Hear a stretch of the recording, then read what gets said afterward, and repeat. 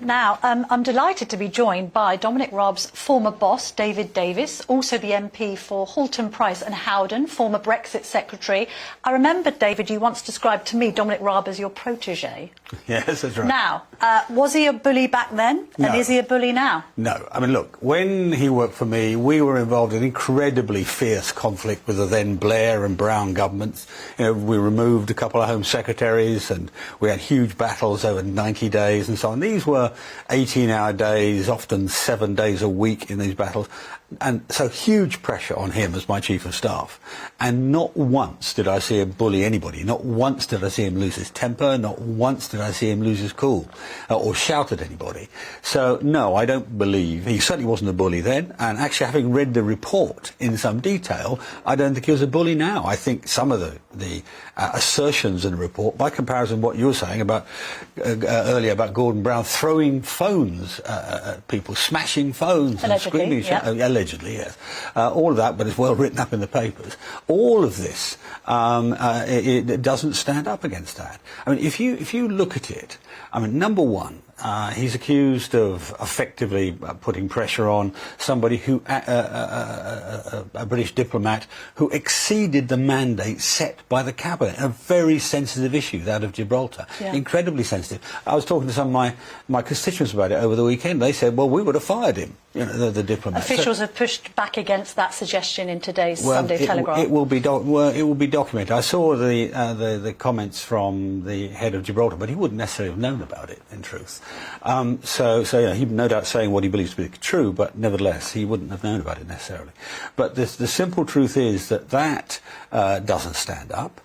Some of the allegations that he challenged people over, look, we're talking about hundreds of millions of pounds. We're talking about public services that aren't always delivering, whether, you know, whether it's your passport or your driving licence, or, and you're going to be talking later about immigration with another of your guests, I think, about civil service can get through one case a week. Yeah. I mean, well, is the civil service underperforming then, David? Well, it's certainly underperforming. There's little doubt in my mind about that. The argument that's been put around, and you're hearing, I think, from others, that whether it's biased, we can talk about it slightly differently, but certainly it's underperforming. I mean, I had a conversation with an ex-permanent secretary. I won't say who, because I don't want to embarrass him, but an ex-permanent secretary, only a few weeks ago, who said in terms, you know, some of the things that have been happening in the Home Office are the failure of the civil service and the senior civil servants in allowing it to happen. Not the ministers, the senior civil servants. But then some people will say, well, you're just trying to deflect 13 years of Tory rule. You're trying to blame the staff.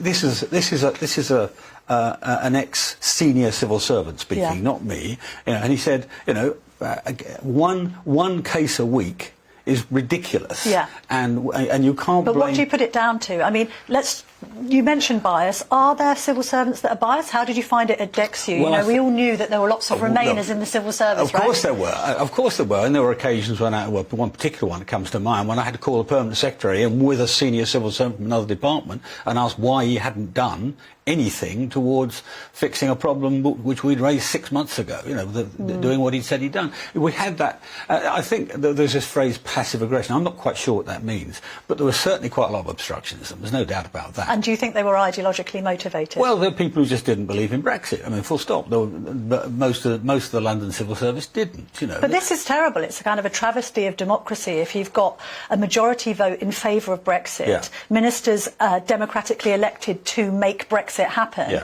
and then unelected civil servants blocking it. Yeah. Now, don't get me wrong. I mean, the vast majority, certainly the ones who work for me, the vast majority of them were first-class civil servants, and they did the public will. It's not the Conservative Party's will, it's the public will. You know, they elect a government, they pass a referendum, it's the public's will.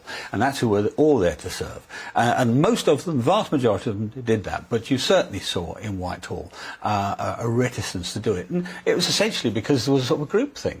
You know, people all thought this was wrong, and so that they weren't going to be very helpful. What about the line between groupthink and then what Raab is accusing the civil service of, which is kind of like an activist conspiracy? Well, I mean, obviously I wasn't in the middle of this, but I recommend your viewers to go online, find the report, and read paragraph 161, which talks about the MOJ group complaint, the Ministry of Justice group complaint, I think it is. And what paragraph 161 says is some of the people in this complaint did not have any direct relationship with Mr Raab. Some of them had never met him. Yeah, I'm going to be putting that to Dave Penman because he's obviously in charge of the union that represents these civil servants. We also see that these complaints all suddenly arrived on a number of them all arrived on one day, the day that Dominic was going to appear in front of the House of Commons, standing in for the Prime Minister, up against Angela Rayner. I mean, that's the most incredible coincidence over several years. That's the day they all come together. It just looks too political for words. And talking about the politicisation or not of the civil service, is there any store in Francis Maude's argument today in The Observer? He's carrying out this review and he's talking about us moving towards a system like Australia or America of having more politicised appointments. Well, we have to make a decision, basically, as to whether, and bear in mind, don't forget what I said, that the vast majority of civil servants, certainly working directly for me, were very, very good and committed. They may not have believed in Brexit, but they were committed to delivering, right? But we've got to make a decision. We can either have the traditional British civil service, or we can go, I mean, the easiest example is the French example, where basically the top tier of the civil service comes in and out with government. And they're often what they call énarques. They've gone to the École Nationales and they were all properly trained and so on. But it does lead to a completely different sort of government. I mean, I had to deal with the French an awful lot in various jobs, and in the French civil service, basically the decisions are all made in the top tier. Yes. And what goes on So below are you saying that perhaps ministers shouldn't be dealing with middle-ranking civil servants? They should only be dealing with permanent secretaries and their deputies? Not necessarily. You can't always do things that way. Look, if you want to make something work, you sometimes have to get into the detail. But it may, if we make this decision, it will be a very stark decision, and we have to remember it goes both ways. It won't just be Tory governments putting in Tory civil servants, Labour governments putting Labour ones, or whatever it is. So, I mean, I'm ambivalent about that. I just think, I'll tell you what I do like about Francis Maude's proposal, and that is the idea of auditing some of the decisions. I used to be the Public Accounts Committee chairman. I did audit quite a lot of decisions externally to government, and very often I thought I saw some very poor decisions. I mean, you actually quoted one of my jokes earlier. Is yes, Minister of Comedy? My original. Is that line, one of your jokes? It was my original. Fair enough. Line was, we're on the same. Get off my wavelength, David Davis. It is the original line was. Is it a comedy or is it a training film? Well done. Yeah, no, exactly. And I used to interrogate these people twice a week for 5 years as Public Accounts Committee chairman, and frankly, it is a bit of a training film. But let's also talk about Rishi Sunak's handling of this. I mean, I was a bit critical of him in the Telegraph. I sort of said he had accused Keir Starmer of being a Sir Softy, and actually he looked flakier than a Mr Whippy, because at the end of the day, this report's come out. Most people read it and go, if this is bullying, then I'm a giraffe. And yet, at the same time, Sunak hasn't fought for Dominic Raab. I get the whole, well, technically he was always going to resign if there was a finding of bullying. Why isn't he holding on to this hard-working minister who ran the country while Boris Johnson was nearly killed by COVID? Yeah, well, without being discourteous, I thought the most persuasive piece was actually not in the Telegraph for once. I mean, normally I'm a big follower of your thing. It was actually Matthew Parris, who actively doesn't like Dominic Raab and said so, but then went through and said, there's no case here to answer. The problem is that Dominic, being Dominic, said, the rules are the rules, and I will resign if there's any finding against me. Now, But it's made Sunak look weak, hasn't it? It made Sunak look as if he's kind of kowtowing to what some might regard as snowflake civil service. I don't subscribe to that. I would have, if you'd asked me, and you're not exactly going to do that, but if you called me up and said, "What do I do?" I would say stick by him.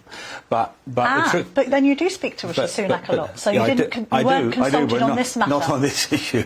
Well, I'm not entirely impartial. I mean, I know Dominic for a long time, but the simple truth is, prime ministers make rough and ready judgments all the time. All the time. I mean, I've seen a number of ministers lose their jobs who, in my view, shouldn't do, but public opinion was such. But you would have advised him to keep him, so he's made a bit of a mistake here.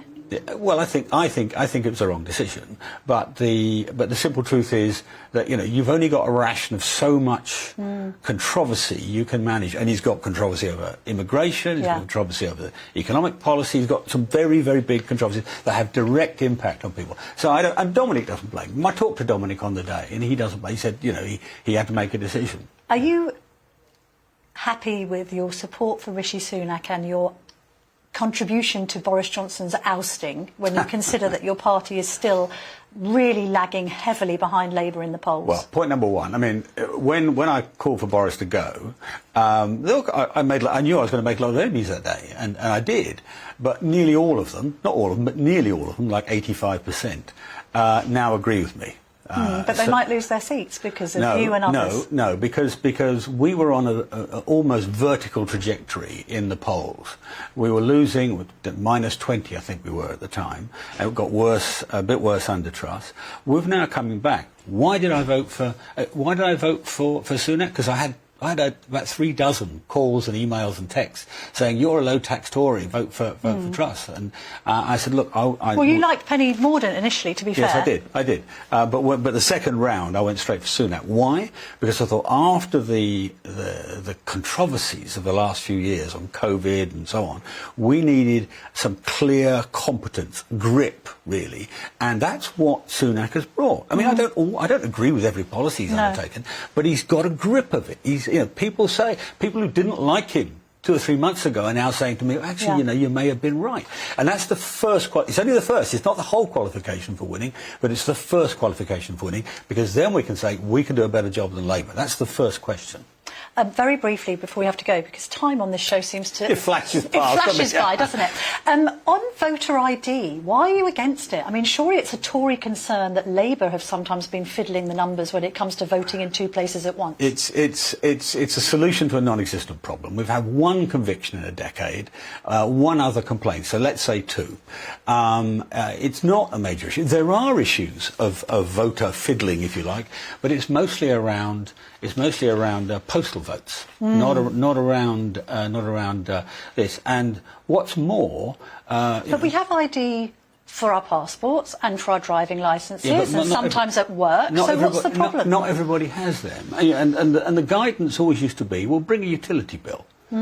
Which is frankly quite enough. But what's going to happen? I mean, the estimates are between 950,000 and 3.5 million people who don't have either passports or driving licenses or any other photo ID. Under those, if those people turn up, they're going to get turned away, and that means people are going to lose their vote, and a lot of them are going to be elderly. I mean, if somebody thought this was a calculation to help the Tory party, that might backfire. Very briefly on that, local elections, bad or very bad? Oh, look, we're not expecting to do well. I mean, we're behind the polls. But I think, but on the other hand, I've been out in the streets for the last 3 or 4 weeks more, and I'm not getting a dramatically bad response at all. And that's what my colleagues say. But this is not the test of Rishi. The test of Rishi is next year, and that's what matters.